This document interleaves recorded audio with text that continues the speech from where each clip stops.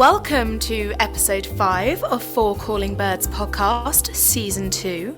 This week I've interviewed medically trained yoga and anatomy teacher Andrew McGonigle, or as I like to call him, Doctor Yogi. For the record, I didn't make that up.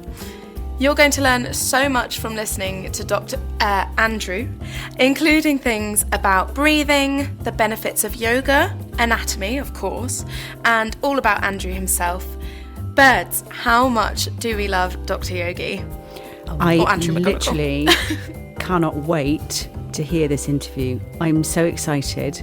I love the whole topic. Everything that you've just said completely fascinates me, and I can't wait. I'm so excited. Yeah, I've been stalking him on social media brilliant. ahead of this. And I love him already, so I'm really excited. Oh, good. He's got so much interesting content on his socials. And we had such a great chat about all things about anatomy, breathing, like I mentioned, yoga. And so I'm really, really excited for everyone to hear this. Shall we have a little listen? Let's jump in. Andrew McGonigle, thank you so much for joining us. You're also known as Doctor Yogi. Thanks for joining us on the For Calling Birds podcast. Oh, my pleasure, Natalie. It's so nice to speak to you. Yeah, and definitely call me Andrew. You don't have to do the formal Doctor Yogi. Okay, I won't call you Doctor Yogi. Please don't. Okay. Where did that name come from, by the way?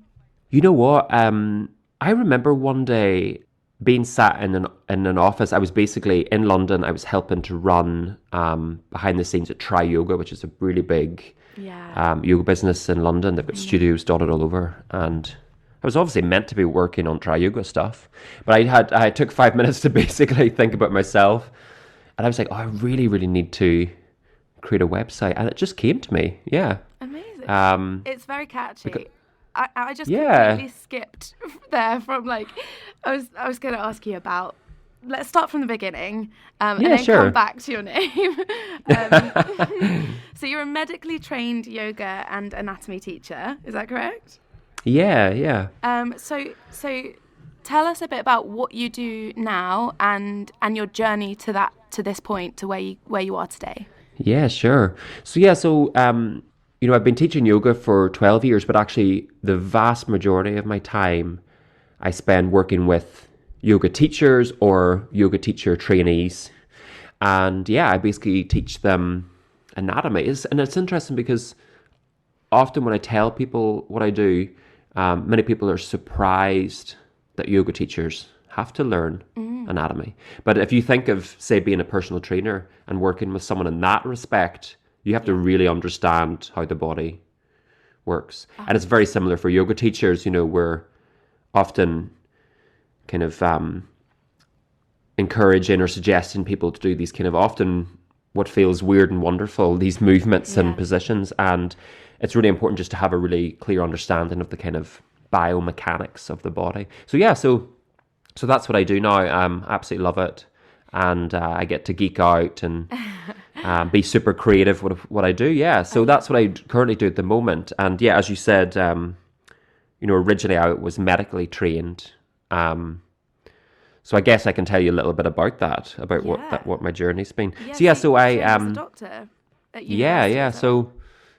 So I was super geeky at school, and I loved science, and I also really loved working with people. And I think just the obvious choice back then when I was, say, 15, 16 was to become a doctor. And I was at a very kind of academic school, and it was kind of very much, that was very much the way people were kind of encouraged down these kind of very professional routes. To be honest with you, if I'd gone with my complete passion at that age, I would have done musical theatre. Really? So very different. Very, very different.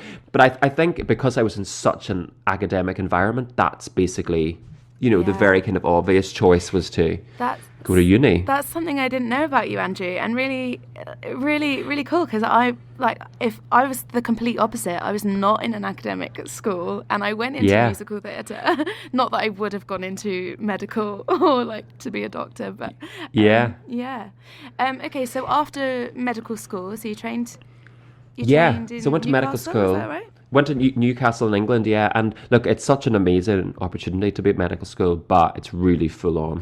Like, it's really intense. And basically, after a couple of years, it was a 5-year course, and then maybe into the second year, I was just like, oh, really don't know if this is for me. I really don't see myself actually in this career, but I didn't have any other clue what I wanted to do. And I felt very privileged to be in the position I was. So I was like, okay, I'm just going to stick at it for as long as I can. Yeah. And just kind of trust that things will figure themselves out. So then I graduated and got offered a really good job and started to work in Sunderland as a junior doctor. And oh God, it was a tough time for me. Like, I just basically I feel like I don't have the personality that it takes to be a doctor. I think you have to have this kind of unusual team of being great with people and very open, but at the same time quite thick-skinned and be able to deal with very harsh realities kind of pretty easily. And I just struggled mainly emotionally at the job, just the level of stress and the pressure. So I didn't even complete my first year as a junior doctor. I just was struggling with chronic anxiety, and I'd lost a lot of weight, and I just felt miserable, and I didn't see a light at the end of the tunnel in my professional lane. So I quit, and everyone thought I was crazy, including my parents at the time. Is that when you started meditating? Yeah, so I started meditating as a medical student, basically as a coping mechanism for stress. Nowadays, we hear meditation everywhere, don't we? Yeah. You know, we've all these amazing apps that are super popular, and you know, it's part of kind of everyday conversation. Now, this is back in 2004. Right. No one was talking about meditation, and I had heard about it, but I thought it was something beyond my reach. But a friend said to me, "Oh, you're super stressed, you're tired all the time. I highly recommend this particular form of meditation, transcendental meditation." The Beatles made it particularly famous back in the 60s, when it was introduced to the kind of West for the first time. And it's still hugely popular. And it was sounds cheesy, but it was life transforming. Like, from the very first session, I had this kind of out of body experience, and opened this kind of door into spirituality for me that I'd never explored before. Wow. And then through that, I then got into yoga. Yeah. So Okay. So it definitely helped me to deal with the stresses, but it wasn't enough to help me to stay in a career that I felt like I really wasn't suited to. Yeah, you know? Well, that just proves that it wasn't right for you. But what's amazing is that you now use that knowledge that you gained from medical school. Yeah, and it's really wonderful. I feel like I've kind of come full circle, but it took a long time because I left medicine not knowing what else I wanted to do. I ended up working in fashion, which sounds very random having a medical degree. But I kind of focused on the skills I had developed as a medical student and as a doctor that I could really bring to any career. And I went with what I'm passionate about. And I had this really successful career in fashion working in Australia. Yeah. But I felt like I had made yet another kind of uninformed choice. I'd made this big step in my life, and I wasn't really clear about the implications. But basically I was practicing yoga every day in Australia, and I just had this kind of epiphany one day. Okay, I want to become a yoga teacher. Wow. And that's what I did, and that's what I've been doing for the last kind of 12 and a half years now. So it's been amazing. So did you train in Thailand? Did you learn to be a teacher? Yeah, correct. Yeah. I really wanted to do like an intense course, and really throw myself, really kind of immerse myself. So I relocated back to London.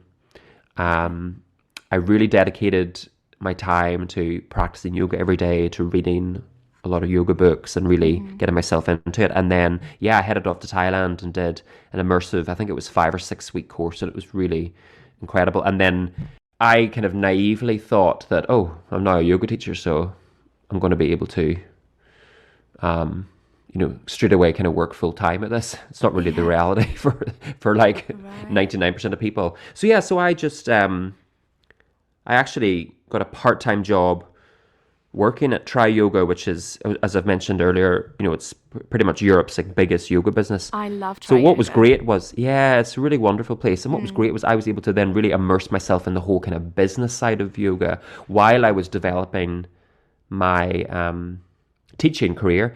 And then at the same time, I did a massage diploma, which was amazing. And I went back to that course as an assistant. And one of the students kind of knew about my background, and they said to me, "Oh, have you ever thought about teaching anatomy?" And I literally never thought about it. Like, it was so obvious in a way, but I'd never thought about it. And I just had this complete light bulb moment. I was like, of course, like, this is such a great niche for me. And then from that day on, really, that was my priority. And really now that's what I kind of do, full time. I still teach a little bit of yoga, but mainly anatomy. Yeah, so it's been really, really interesting to see myself come full circle. But as I said, it took a long time to figure out why I'd made all these kind of seemingly strange choices. Finally made sense. Yeah, but I love that you've come full circle, and everything that you've done along the way has helped you get to where you are now. So it's a beautiful story. I love it. Oh, thank you. Yeah. So, like, for me, I'm a creative, musical theatre, never was very academic at school. Can you tell us, I feel really, really stupid saying this, but can you tell us exactly what anatomy is? Yeah, so a good way of looking at it is anatomy is the study of the structure of the body. So if you think of it as like the architecture of a building, it's the architecture of the body. So it's really quite simple. The physical makeup, and then I guess physiology, which is another term that you might have heard of, is more than the underlying science or the systems of the body. So it happens at a deeper level, and it's more about processes than about the physical architecture. So I kind of teach a mixture of that, because I don't want it just to be pure physical. Like, I want it to become alive for people, and so that they can really relate it, so they understand, oh, this is why, after practicing yoga regularly, I feel much better, so I help people understand the kind of the science behind it all as well. Yeah, that's so true, because every time I do a yoga class, I've been practicing yoga for a number of years. I think I started in in drama school in my second year. Oh, nice. And I started with Ashtanga yoga. But I always feel so good after a session. Yeah. Can you explain why that is? What is it in our bodies that's making us feel like that? Yeah, I think there's a few different elements. It's mainly to do with our nervous system, which is our brain and all the nerves through our body and all the receptors that are receiving information from the outside world. But yeah, so I think there's a few things. The first thing is that in yoga, we have to be really present. We're often making shapes and movements that we don't do in everyday life. We're being guided to focus on our breath or listen to our breath, to move in certain patterns, to look in a certain place. So there's a lot of focus and concentration that really helps us to be present, be in the moment. So I think that's a huge one that allows us to leave the stresses that we normally carry with us maybe at the door. So it doesn't completely alleviate that. Unfortunately we have to kind of often pick those back up, but it definitely gives us that respite. And then when you have that respite on a regular basis, it really helps you to gain perspective. And then I think yoga is primarily a breathing practice, so there's a lot of focus on that. I wanted to talk about breathing, actually. Is that sort of connected to the anatomy? Like, how do you use breathing to teach your yoga teachers? So breath is really fundamental. Essentially, without getting too technical, the respiratory or breathing system is the only system in the body that we have both voluntary control over and involuntary control. So it's really amazing. So if you think of your heart, like, you can't tell your heart to beat faster. Yeah. Now you can get up and run for the bus and your heart will automatically beat faster, but you can't tell it to. But when it comes to your respiratory system, your breathing system, you can be daydreaming or asleep and be happily breathing. But then you can also go to a yoga class and you can manipulate your breath. You can choose to breathe more slowly or more quickly. You can choose to change the the dynamic between the inhalation and the exhalation.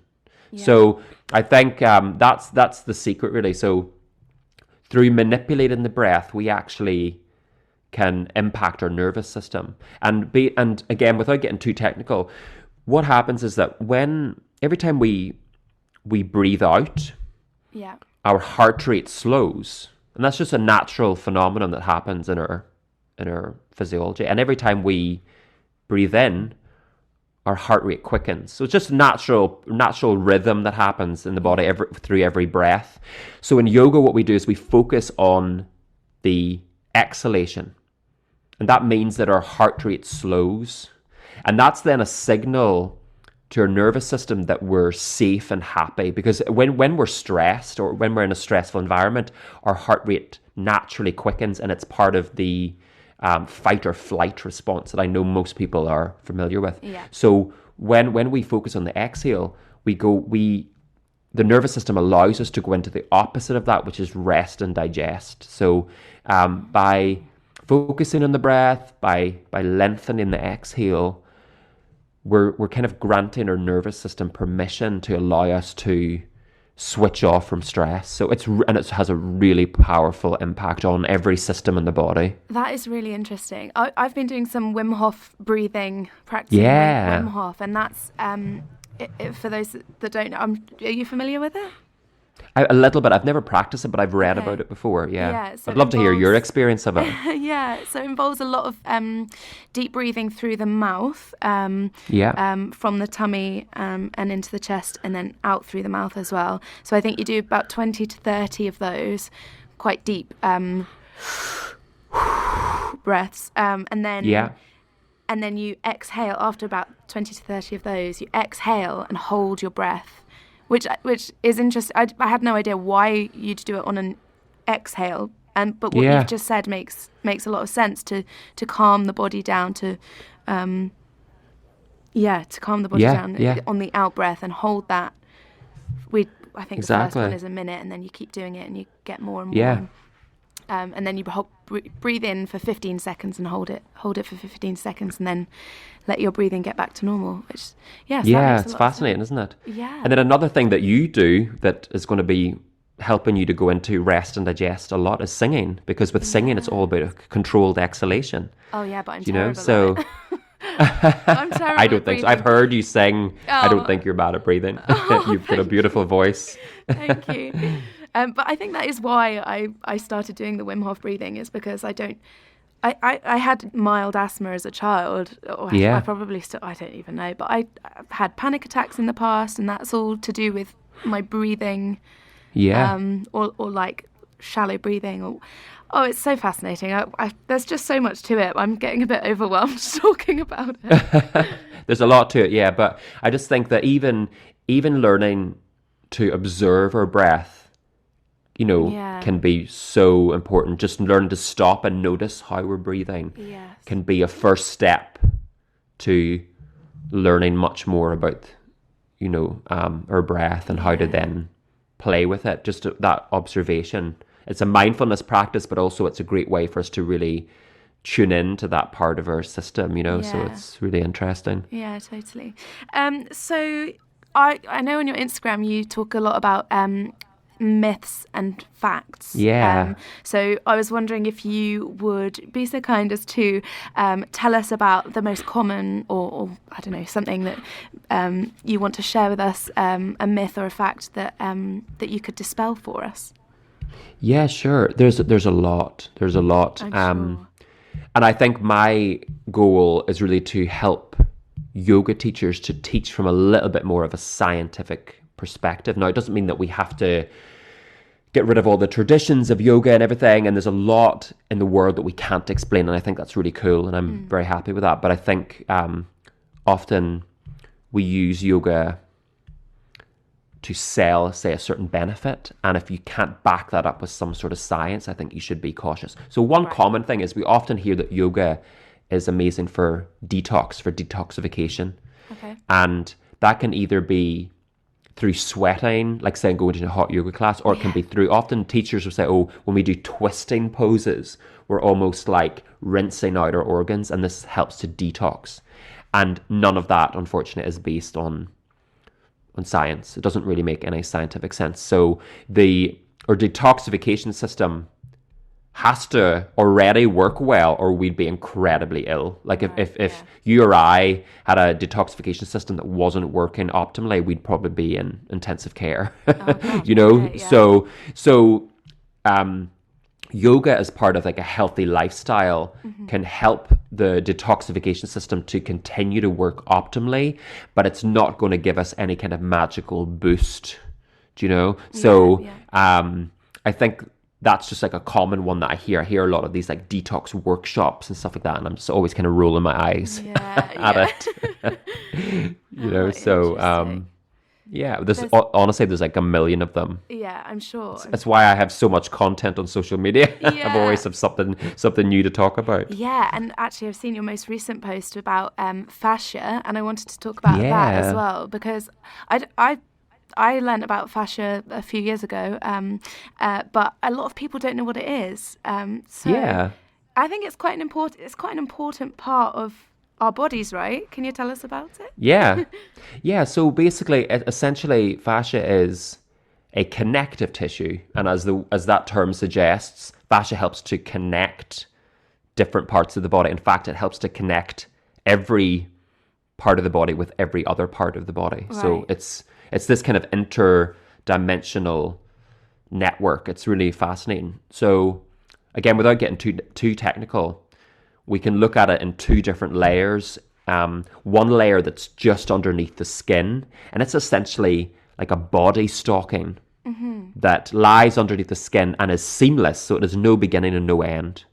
Right. And from a kind of gross or large perspective, like say when we wriggle our fingers, that's going to then have a ripple effect through the body. Like you're not going to notice it in your big toe, but basically a movement anywhere in your body is going to have an impact on every other part, because we're not separate parts that are kind of glued or stuck together. We're one whole being. Yeah. But often we look at things in isolation to understand them, and that's fine, but then we have to add it back up to the rest of the body. And then on a deeper level, we have fascia that basically not only helps to form the shape of our muscles, but it also lines our bones or organs or glands. And it's like this inner casing that literally connects, again, every part of the body to every other part. So this time when we go to wriggle our fingers, not only are we going to feel it in our big toe, but our gallbladder is going to feel that in some way. Oh my gosh. So everything's connected, basically, and to sum that up. It's really fascinating. Yeah. Fascinating. It's Sorry. fascinating. That's my fascinating I wrote that dad down. joke. Sorry. I know, I love it. You beat me to it. Sorry. No, it's okay. I'll let you take the credit. So is that so? You know when you hit your knee and it reflexes, is that something to do with fascia, or is? Well, fascia will be involved in that, but basically that's nerve. So that's you literally like hitting a nerve and you're getting like a shock. It's the same as your funny bone. Like when you hit your elbow in a certain place, you get that like weird, almost like electric shock. Yeah. So that's more like a nerve kind of reaction. But yeah, it's really interesting. And when I was at medical school, fascia is never a word I heard. Like, you know, this superficial fascia that we talked about, like this kind of body stocking. Yeah. When we did dissection work, it was removed for us and put in a bucket, basically. My gosh. Why? And no one kind of leaned over. Yeah, because basically back a couple of decades ago, or you know, and beyond that, it just wasn't really seen as a super significant part of the body. So it was kind of in a way discounted in general. And then in the last few decades, there's been this realization, no, this is just as important as every other part of the body. So then science is trying to catch up, you know, with all the research that kind of wasn't done in the past, if that makes sense. Yeah. So none of us kind of looked over and looked in the bucket and went, what's that? Yeah. We just didn't ask questions, you know. Yeah. So. You just learn what you're told to learn. Exactly. You're like spoon-fed in a way. Oh, it's fascinating. I'm sure it's... without this becoming a consultation, I suffer That's all good. with chronic. I'll send you the invoice later. Yeah. I suffer with chronic back pain, and I've been to multiple physios, multiple osteos. I spent so much money. I went to A&E the other week, and Oh, wow, I'm sorry. no one can tell me the reason for this back pain. And my osteopath, who is brilliant, but he's come up with so many different things. His latest thing being that I have a polycystic kidney, and it's referred pain. Yeah. But I'm convinced that it's something to do with the fascia on my back. I'm probably wrong. I have no idea. I have different sort of ideas every week, but it's good to go with your intuition on these things. I think so. For sure. Yeah. But interesting that you talk about doctors not being taught about that, because when I was in A&E, I also noticed on your Instagram, not that I've been stalking you or anything, but that doctors don't or should be asking. I think this is something that you posted about.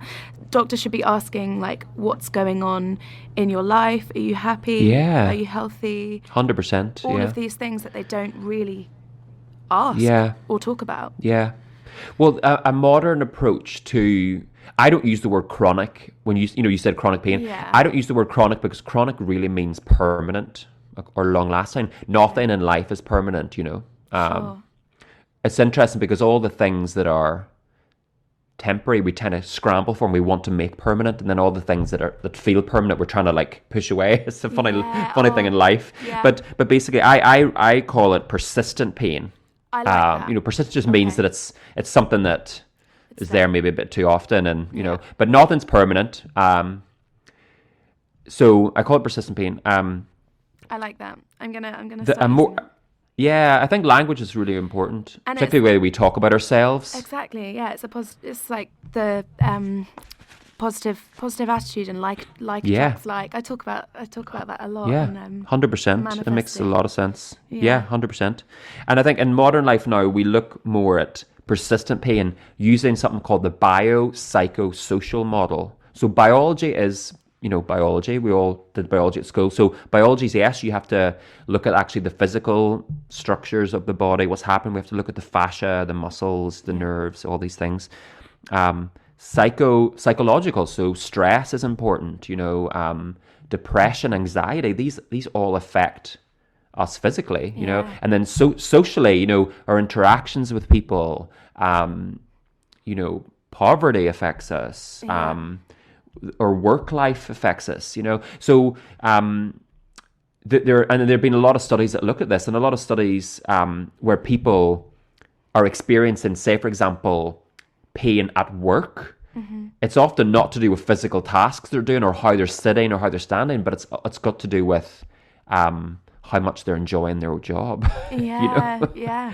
So it's really fascinating. So when we start to look at things like that from a more holistic point of view, then it's going to be easier for us to tackle it. Now, it doesn't mean therefore it becomes easy, but it's definitely going to be easier because then you take into account, how's my relationship going with my mum, and how much movement am I having, but at the same time, how am I sleeping, how am I eating, like it's how much stress do I have. So it's about looking at things from like a global perspective and not just what's physically happening in my lower back to cause this, you know? 100%. Yeah, I love that. And I've actually been recommended to stop drinking so much and like do the AIP diet, the autoimmune protocol diet, and just to figure out what it is. Just give it a go, Give it a go. What can go wrong? Dr. Yogi, Andrew, sorry. This has been so good talking to you. I think our hosts, Stephen, Meredith, and Hayley, are going to be a bit mind blown by everything that you've spoken about. So before we go, Andrew, I would love you to talk about what you do, like at the moment professionally. You have an online course. You have some books out. Tell us about that.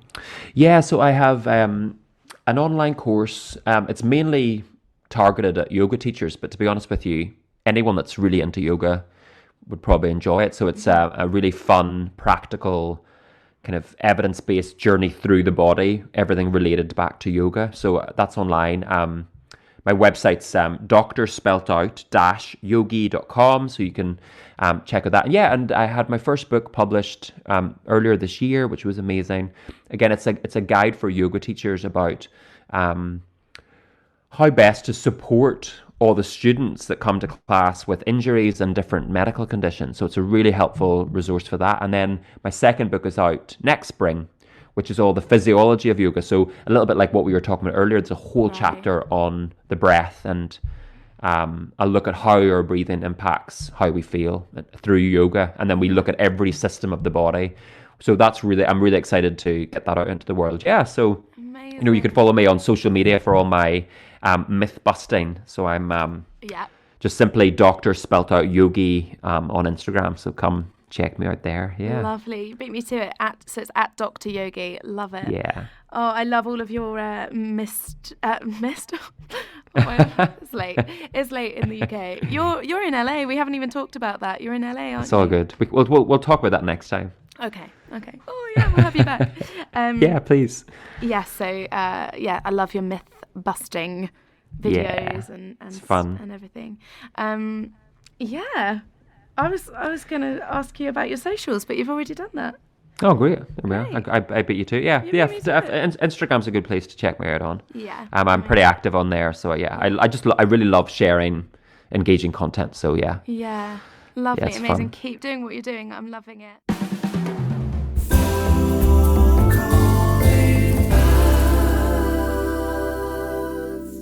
So birds, that was Dr. Yogi, or as he wants me to call him, Andrew McGonigle. I just think Dr. Yogi is so catchy. What do we think? Loved it. Didn't want him to stop talking. I could have listened to him all day long. Wonderful. Yeah, I think I'm in love with him as well. I think you are as well, Natalie. You were the ultimate fangirl. Yeah, It was brilliant. I was a bit scatty in the interview. It was brilliant. No, gosh, he's so I mean, to have a medical degree, I hold anyone with a medical degree in such high regard. And the fact that he practiced as a GP, I'm really lucky with my GPs. So I have such great respect for GPs. And I think he was a junior doctor. yeah. Well, was he? Did he never become a GP briefly? No. I thought, No, he was just a junior doctor for about a year. So and he that did a is- GP placement, I think. No, Not I just don't think a so. junior doctor. I think he was just a well, no, not just a junior doctor, because junior doctors aren't just junior doctors. But it's such a tough job.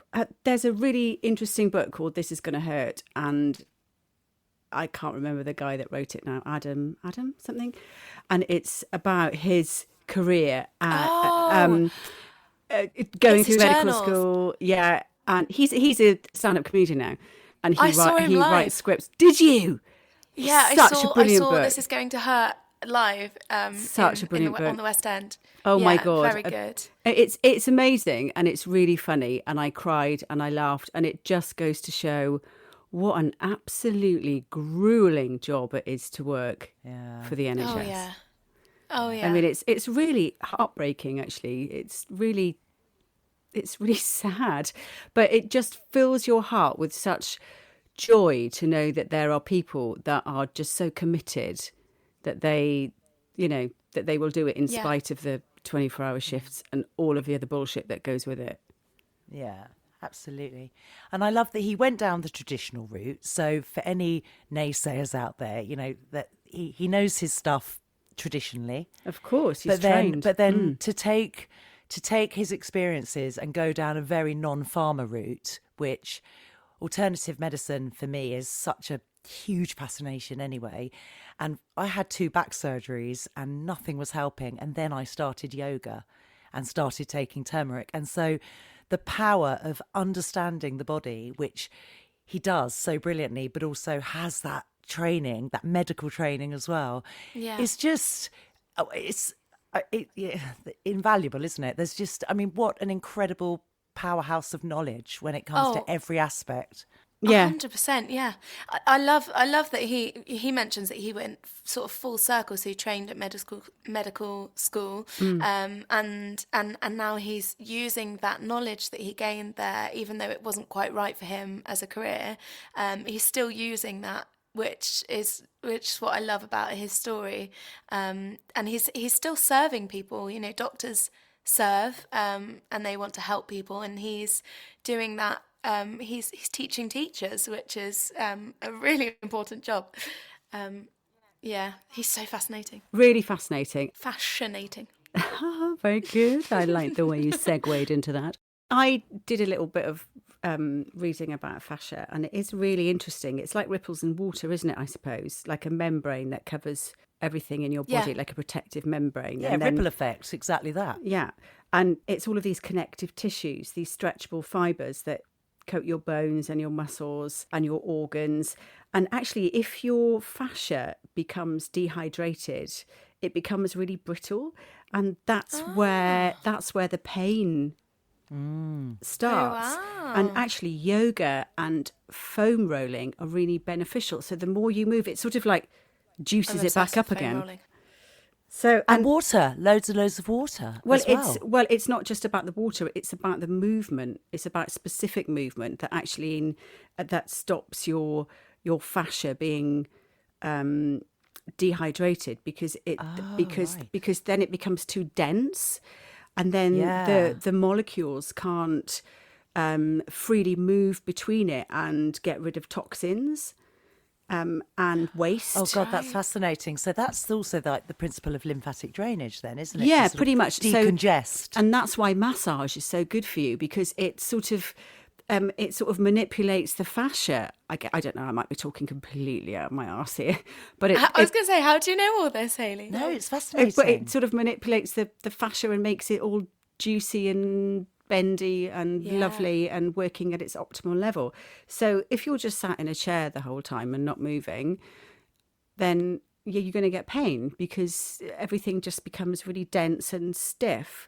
Whereas if you are having massages and making everything really malleable and juicy and lovely, then you're going to get less pain.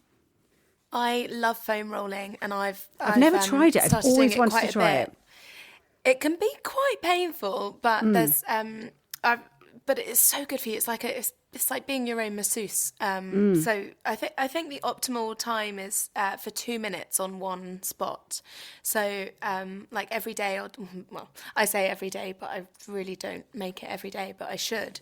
I try to do 2 minutes on whatever I need that day, and then if I'm in the mood for a really good stretch or massage or foam roll, these are those sorts of things that look like dimpled sort of pipe.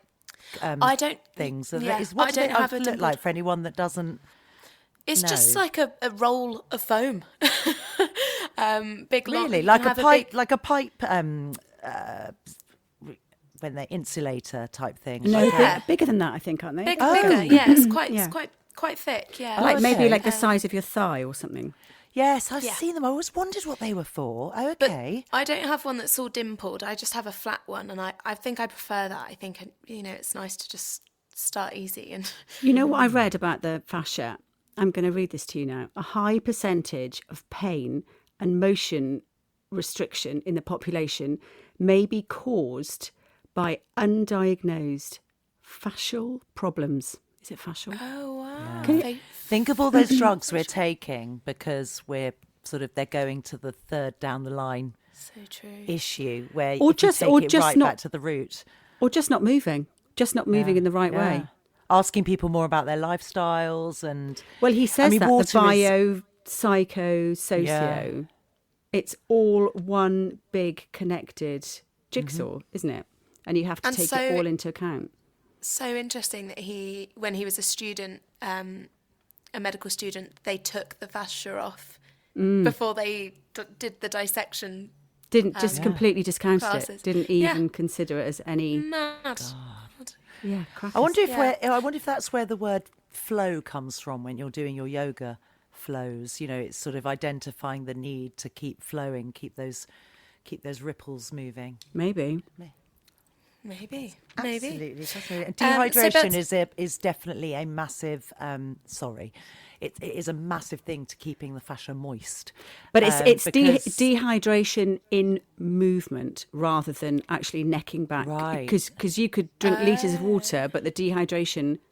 I don't know. I might be wrong. This is my understanding from what I've read. Because I'm sure that's to do with also headaches as well. It must be around the skull or tense and And they always say, drink lots of water to get rid of headaches, which always works for me, thank God. But I'm wondering whether that's all to do with, if you haven't moved your head all day, you've been staring at a computer, not blinking enough, and it all becomes congested and brittle, as you said. Yeah. God, it's fascinating. Really fascinating. And I also found, I find transcendental meditation fascinating as well, which he talked about. I haven't. Do you have knowledge of that? Well, not hugely, no. And I love meditation. I personally really love a guided meditation. And I've looked into transcendental meditation, but I haven't tried it myself. But it's really interesting. I always feel like that you sort of float off the floor, you become sort of whenever I think of transcendental meditation, I always think that it makes you like a really sort of light, floaty being. Yeah, I know Paul McCartney still practices it, and it was conceived in India in the 50s, and as Andrew said, made popular by the Beatles. But it's a silent. What does it involve? Yeah. Well, it's a silent meditation. And basically, it's a mantra-led meditation. And I think you have like a meditation teacher that gives you the mantra. And it's a meaningless word. So it doesn't mean anything at all. And it can sometimes, your word can sometimes be selected by your age or your gender or both. But also maybe not. And it's just a meaningless word. Like, I think my word for my age is hirim. Doesn't mean anything, because the point is that if you use words or a word that means something, that are actual words, then your brain will focus on the meaning of that word, and you won't transcend into that sort of peaceful state, that you'll just be focusing on that word. So you say this meaningless word, which helps you, I guess, stop your brain kind of wandering off. And if you do get thoughts in your brain, you just sort of accept them and just let them pass through, and that's it. And then you float off into nirvana. I'm going to try it. That. Yeah. Where do you get your word from? So you have to obviously have a guide, do you? Well, no, not necessarily. I think you can just Google it, and you can find, there's TM websites, and there's loads of bodies that you can sort of follow and be taught by, or you can just sort of Google it and find your. It seems to me like it's a sort of meditation that you would really benefit from having somebody teach you how to do it. I don't know, I might be wrong, but that's the idea, that that's what I get from it. But it's supposed to be an amazing stress release, and really relaxing. It makes you sleep better. Blah blah blah. It's like, but you have to practice it all the time. It's like anything. It's like like yoga. It's a practice, and if you do it, for 2 days, then you might have the benefit for 2 days. But if you want to have lifelong or long-term benefit, then it needs to be a lifestyle. You need to practice it every day to get any long-term benefit from it. So, Birds, what was one thing that you learnt from Andrew that you didn't know before? Oh, fascia. Yeah. I loved it. Yeah. Fascinating. Oh, yes. I'm so glad I brought that up. Yeah. Absolutely fascinating, and so important to take up that with us, that knowledge, because that's clearly going to be beneficial. Yeah, totally. So my first boyfriend, his mum was a masseuse, and she dealt specifically with the fascia. And I've had, as I mentioned in the interview, I've had back problems for a long time. Not chronic. Not chronic. No, I love that he told me it was persistent. Yeah. That's my new phrase for it. But yeah, she specialised in fascial massaging, or I don't know what you call it. Masseusing. Masseuse. She was a masseusing. Yeah, masseusing. Is that a We'll word? go with that. It's not, is it? It's not. I don't think so. Dr. Yogi would be able to tell us. He knows everything. He does. He's a god. He really is. She helped me with my back and said that the fascia in my back, covering my back, really needed releasing, and she worked on that a couple of times. But then I broke up with him and never saw her again. So so didn't get those free massages. but that's how I first heard about it, which was really cool. And so I've known about it for a long time, but never really put two and two together or known what it does or what it is. So. And he confirms thanks, it, Dr. doesn't Yogi. he then confirms what we've heard over the years or things like that, and makes us realise we're not all white witches.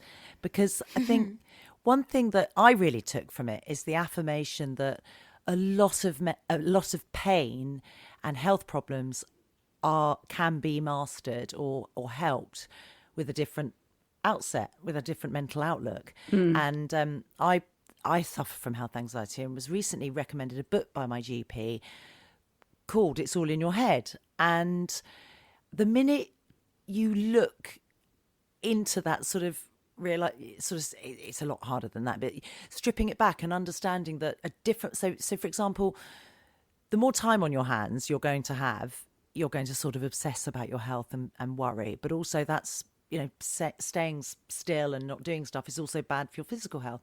So there's that whole sort of confirmation of how important it is to eat healthily and keep active and keep moving. And actually, we might all not need to be on pills and potions when we're 70. And I think that's so wonderful that we really can help ourselves, and the bloody NHS, let's try and help them as well by taking a bit more responsibility for our own bodies and understanding them more, appreciating that we've been given this incredible thing. We spend so much money on our cars and clothes, but our bodies we don't just need to ignore it and only react when something's wrong and then have something put in our bodies which is possibly treating, as we said earlier, the third stage of the problem.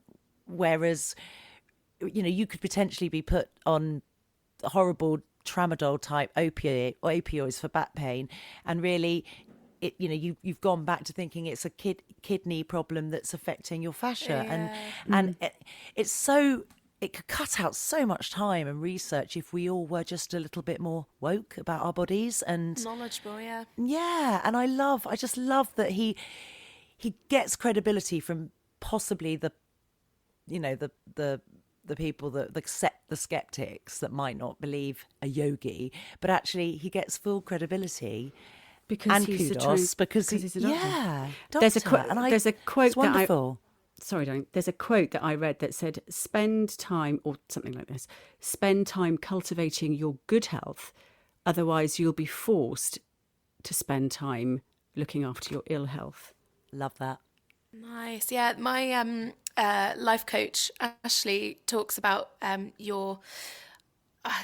probably going to get this all wrong, but about your life being a garden and nurturing the flowers and the seeds and the grass and digging out the weeds from the root. So yeah, that just reminded me of that. Yeah, it's very true. But the minute, if you've been having horrible pain and you go to your doctor and you've thought it was something dreadful and terminal, and your doctor says, oh, it's hormones or it's this or it's an allergy, you immediately feel better. Just with that alone, before she's even prescribed you something, you do it. That niggling obsession of, oh, what is it? And as soon as you see your doctor, and if you're lucky enough to have a doctor that is able to say, no, it's just that, and this will help, and even having an so appointment, reassuring. Like I've had times that I've struggled with my mental health, and even booking an appointment to sort of start dealing with it helped me. Yeah.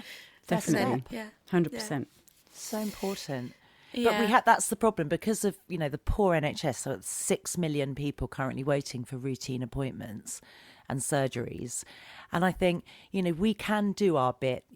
We've always been told to eat healthily and walk more. And, there's now the hippies and the medics have collided, and everybody is telling you the basics are keep moving, keep a really positive mindset, keep a manager on stress is normal, anxiety is normal. We're probably all going to have it at some stage in our life, but being able to self-manage it before we have to go down the drug route is going to inevitably take an immense strain off the NHS. And I know that countries like in Europe where there's a lot more awareness, of bodies and biocultures and what we put in our stomach as well, because that's so important as well. I think it shows with the waiting lists and the wards, and where there isn't a much deeper. And I think we need education like this in school, is what I'm basically saying. We need a Dr. Yogi who can make medicine cool and relevant, but also relevant to people that do want to go down the alternative route, because everyone loves him. We all fell in love with him. Everyone loves him. I feel like Andrew's going to be like one of those saints that teaches lots of people, and then you'll want to work with those people that he's taught. Yes, I agree. Yeah. I think taught by Andrew McGonigle. Yeah, Dr. Yogi. and I think they should teach yoga in schools. That the breath work, the mindfulness, being in the moment. 100%. It's so good for your mental health. And when you're doing yoga, it is a mindfulness practice in every sense of the word, because you can't do anything but be in the moment. You are focusing on whatever pose you're doing. You are focusing on what's coming up next. You are focusing on your breath work and making sure that you are actually breathing and smiling and enjoying it. And you can't be anywhere else but in that present moment. And that is so important for your mental health. It's just, they should teach it in schools. It's just life-changing. I agree. I'm taking yoga up again on Saturday morning. I'm doing a 6-week yoga course. Yep. I do. I love it. Totally inspired by Dr. Yogi. I do totally encouraged. I do it every week with my yoga teacher, Laura. Hello, Laura, if you're listening. Yeah, big shout out to our yoga teachers. Yeah, she's brilliant. And I do it at home as well. And it's just, I love it. I love it. Yeah, I prefer doing it at home. It is so interesting having, because I've done plenty of yoga, but you know the people, the teachers that have an idea of anatomy. It's like personal trainers. I feel like anyone can become a personal trainer these days, but those you really recognise those that really know their stuff, and they're the people that are going to keep working, and you're going to keep going back to, because knowledge is power.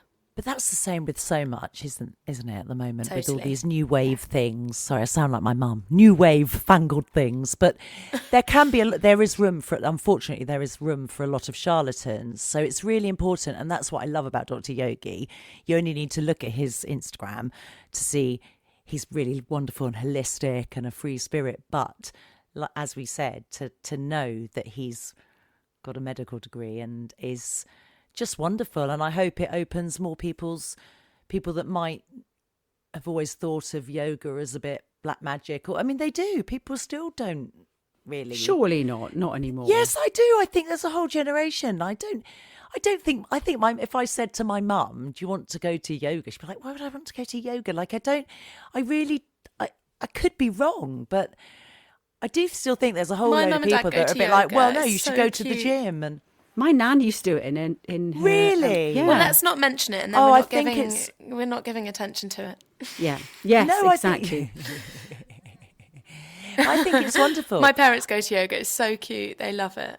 I think every week, brilliant. and then they go to the pub afterwards. But I think they only go to. No, that's great. To go to though. the pub. That's great. You do things that They you try. enjoy. They do try. things that make you happy. But your parents are both really aware, Natalie, because they do lots of things that are really, really aware, and honestly, there's a lot of our parents' age, we are older, and they probably would think yoga would be some sort of weird hippie thing that exactly the Beatles would do when they were going through their, weird stage kind of thing. I don't know. I think yoga isn't completely understood like we think it is in our sort of. All my friends love yoga and do yoga, but I still think it will help having a medical expert, possibly. Yes. I've just thought of your hot yoga story, your hot yoga dildo story. Yoga mat. Yeah. I've told that. I don't make me go through it again. Go back to the old another episode, guys, if you want to. What episode was that on? It was awful. Yeah, in fact, that's why they'll have to listen to the whole of season 1 to find that story. We're not telling you what episode it is, but it's worth it. Meredith and a dildo in a yoga studio. Go on, off you go. Off you go. Which is why I prefer doing yoga at home. Oh, God. There's no Scarred. risk. Yeah, exactly. Sorry, that. Hayley, what were you going to say? I don't know. Yeah, you got lost at It was dildo. a little while ago. I've blinked since then. I don't know. Oh, but he was We just should brilliant. mention that Stephen isn't here. Yeah, Stephen issues. isn't- Yeah, tech Oh, issues with his Stephen. mic was But we playing miss up. you. And he will be so cross because I bumped into him and we were chatting about the interview, and he was equally in love with Dr. Yogi. I and know had- why. I know why. Yeah. It's that voice. It's that accent. That was Me going to be the too, first though. thing that I was going to say to Stephen. Yeah. Northern That's Ireland the first thing accent. I said to him. The first thing I said to him, I said, "You're going to die when you hear his voice. He's just." Does Stephen have beautiful. He's got a real about thing. Northern Irish He's got a accent? thing about Irish accents. Yeah, massive. Yeah. Yeah, His beautiful partner is from Northern Ireland, Ah. yeah. so it's a He's legit got a soft thing. spot. He's got a soft spot. Oh, cute. Yeah, but this, Dr. Yogi, Andrew, Andy, whatever. I'll call you anything. I just, Andy He did Mac, say at the Andy Mac. beginning, yeah. not to call him Andy Mac, not to call him Dr. Yogi, and then I just couldn't stop. I just couldn't stop calling. It was You're like the Dr. yes Yogi. no game. But you can't say yes. You or can't no. call yourself Dr. Yogi and then say, "Don't call me Dr. Yogi." It'd be awful. I know. It'd Come be on, like Lady Andrew. Gaga turning up and saying, "Right, Don't can call you me just Lady Gaga. Don't. Yeah. Don't mention it. Don't mention it. Call me Stephanie. Is that her name? Yes. Yeah, I think it is actually. Well remembered. Oh, Jordan well, and Bert. Katie Price. There we go. That's another Yeah. perfect. Yeah. That's Where your did Jordan That's come your from? level. That's your level, Meredith. Yeah. You're they're my two Jordan. Inspirations. I'm Lady Gaga. I think you Natalie's base your Dr. makeup on Elvis- Jordan, don't you? No, And your Elton hairstyle. John. Reginald. How is she? Oh God, there's so much I could say on her. On who? Katie Price? Yeah, I admire her immensely for her ability to stay relevant and in the public eye. But I mean, it must just be. Well, we've seen Fly on the Wall documentaries. We know it must just be carnage. Just Being her. come on the podcast. Come on, Katie. We'd love you on. We'll leave you on with Stephen.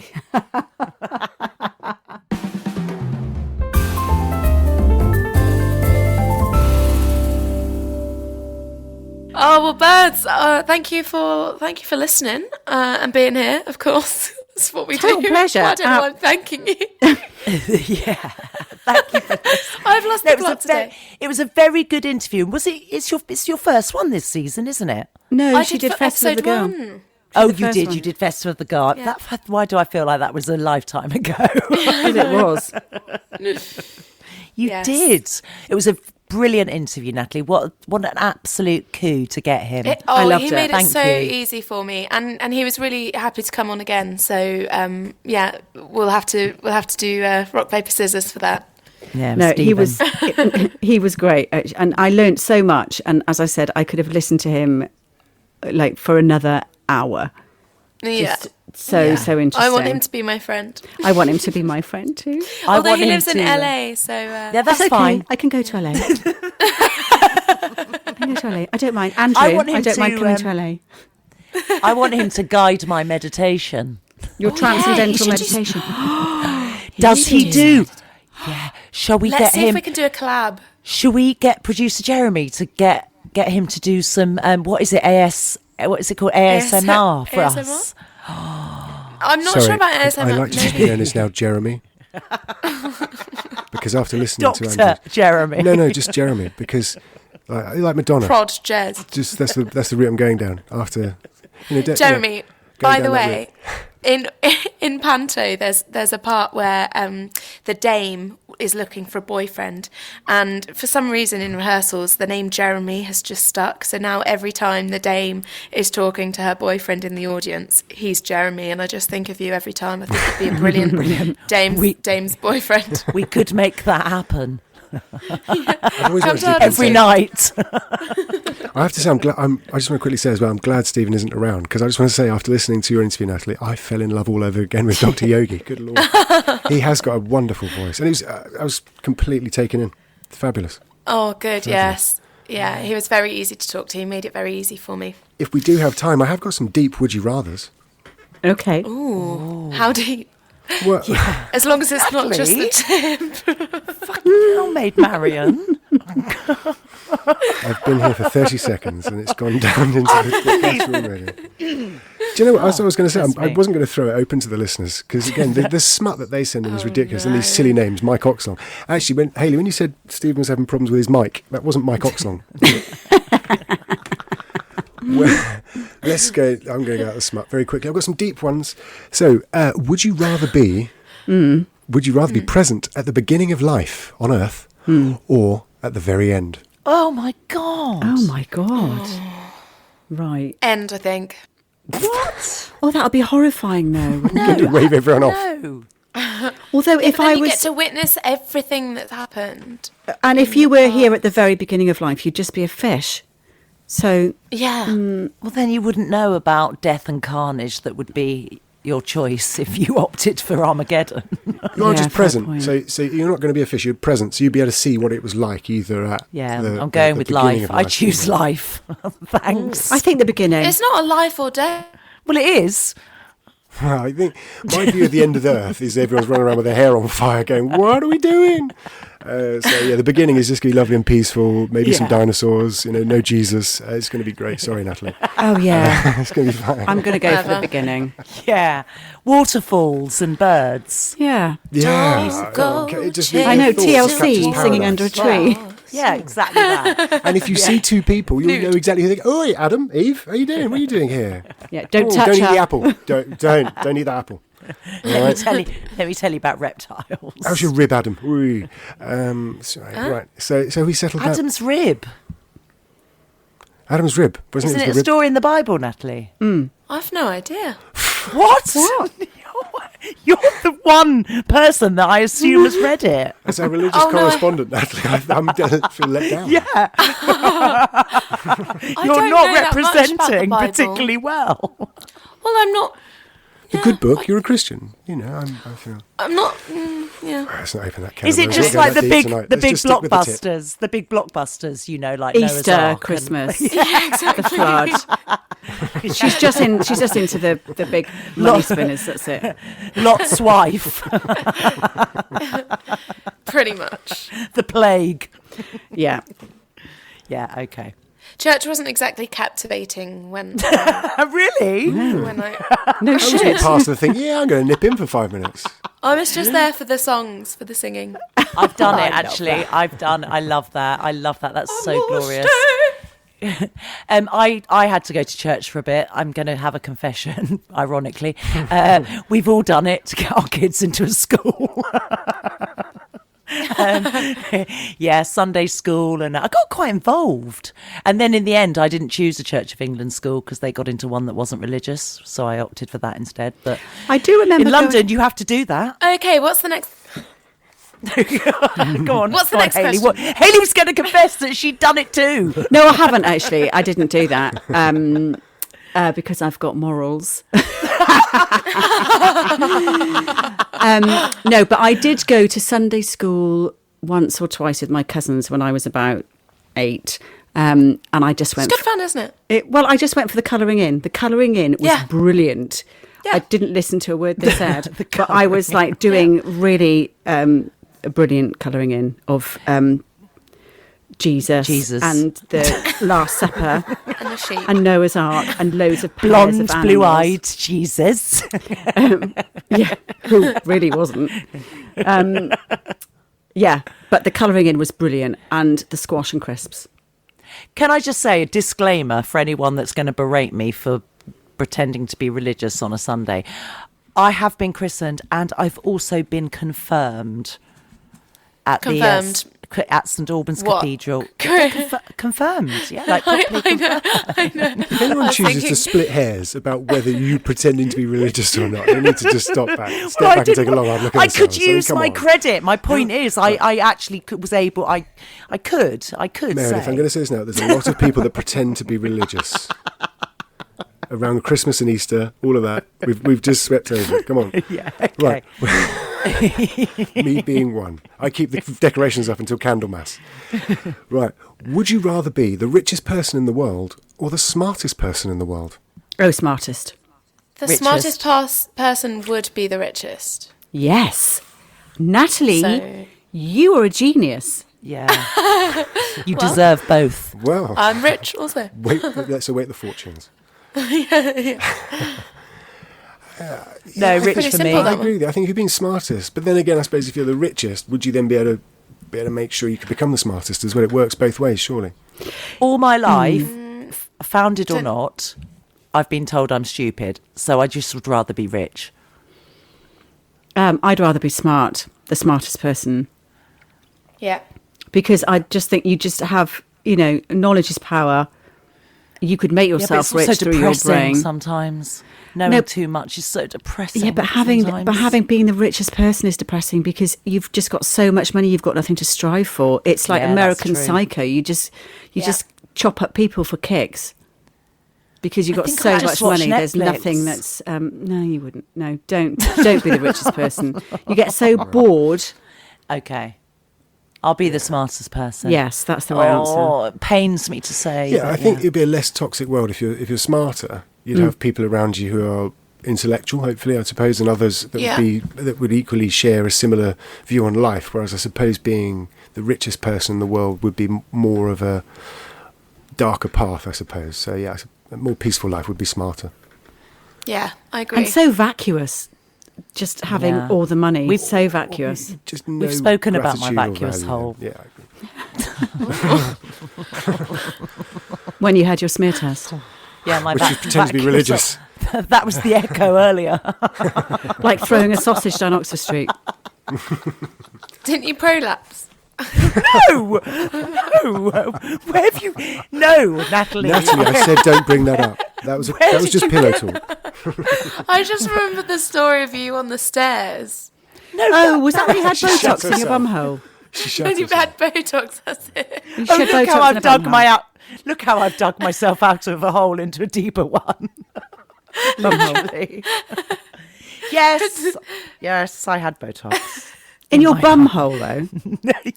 Yes. You've got a bumhole like a 12-year-old. Yeah. Joan Rivers. Looks like Joan Rivers. You go down there and it's... Oh, no, stop now. Stop it. We can't help but get smutty at the end of an episode, can we? We've been too smart. There's this nothing episode. smutty about shitting yourself in front of your entire family, Natalie. Well, it is if you do To it be on fair, that's the request. first time I've used that word, so. Cool. Moving on. Any more, Jazz? Yeah, I've got one more. I fear. Would you rather live in a world where there is no crime, or would you rather live... Sorry, I'll say this again. I've got really dry mouth. I can't come in the house. I've got Havoc in the shed. I've had to keep him in here. If I leave, he'll follow me. And it's awful. The smell's so bad. I'm having to breathe through my mouth because I can't breathe through my nose. It's awful. He just leaks. And all I can taste is piss and dog. It's not... Hang on. Let me see what's in this glass. Welcome to Friday night at the Chapmans. Well, it's not even that as well. It's a Wednesday. I'm a bit delirious. Right. Would you rather live in a world where there is no crime or a world where there's no privacy? No privacy. What? That doesn't. What? What's the benefit of no privacy? Well, if there's no crime, privacy's not an issue. So yeah, No, I'll go but for obviously no privacy. no crime. No, actually, no. If there's no crime, brilliant. If there's no privacy, bad. Yeah. Right? But how do you ever eliminate crime? Oh, without yeah. taking away privacy. So all crimes such as fraud or other things that would mean that we'd have to expose our personal details, like on our phones. So if you had no etc. privacy, there'd be no crime. Is that what you're saying? That But would I, be I the- thought these were Wow, two this separate is- things. So Yeah. either no crime or Yeah. no privacy. I'm just going to eat a macaroon while you think about it. Is that how you think? I just. I have a macaroon. That's how you become the it's too deep smartest for me. person in the world. Eat a macaroon. It's so bougie that it's a macaroon. Well, these are very ambiguous. Would you rather, isn't it? Because it's sort of very open to debate, and that's why I like this one. Because really, if you look at the world at the moment, Were you drunk when you wrote this? no, not at all. But a world without crime is impossible because then I don't think you can then have any form of privacy.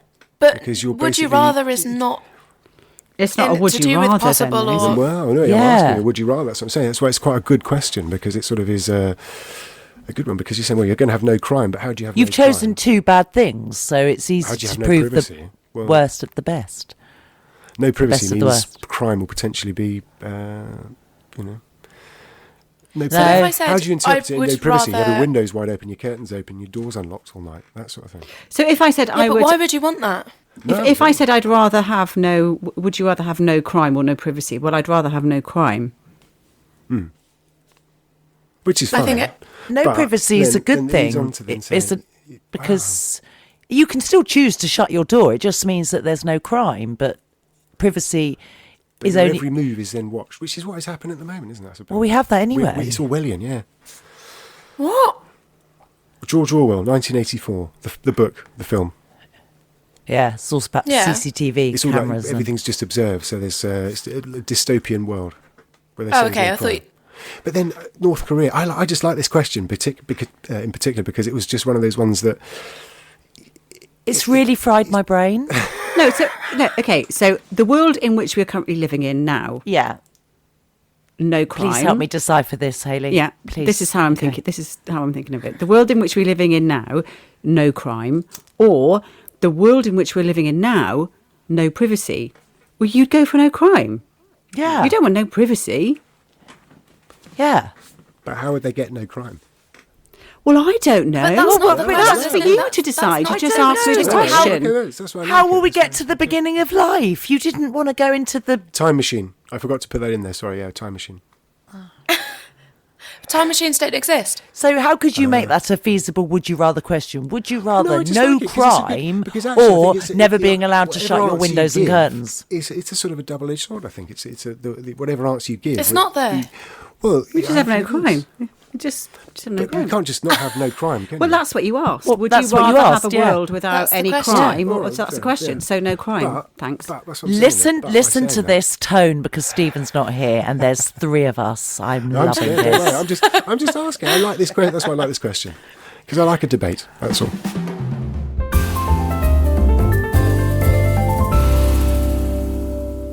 Well, birds, that is all we've got time for this week. Thanks to Doctor Yogi, Andrew McGonigle, for bringing so much insight into our lives. Why are you guys laughing? We've just got the giggles. Well, no, we've got the giggles, just got but the also giggles. how much you love him. Everyone loves him. Let's not deny that. You love literally him. giggle when you say his name. I love It's it. because I never knew what to call. Like now, I've got a thing about not calling him Doctor Yogi. Just call him. Just call him darling, lover. Darling, The yoga guy, the yoga dude.